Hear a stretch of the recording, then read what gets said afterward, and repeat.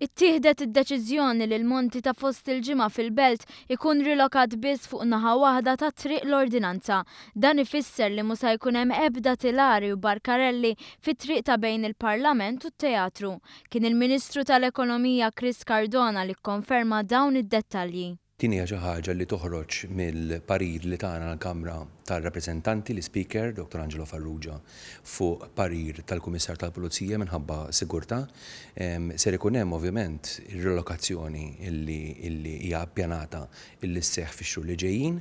Il-ħsieb hu li r-rilokazzjoni sseħħ sa qabel jibda żmien il-miliet u x-xiri fil-Belt Kapitali.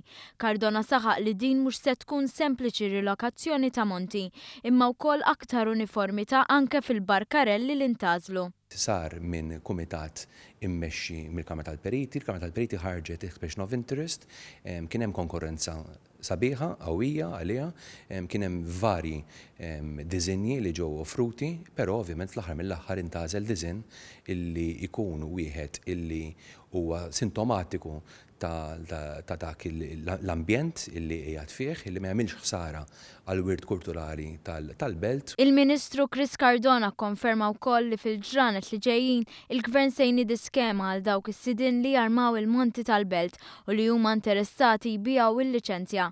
Permezz ta' din l-iskema l-Gvern qed jikkalkula li jkun jista' jixtri bejn 10 u 15 il-liċenzja. B'hekk il-bejgħija fit-triq l-ordinanza joqogħdu aħjar ukoll.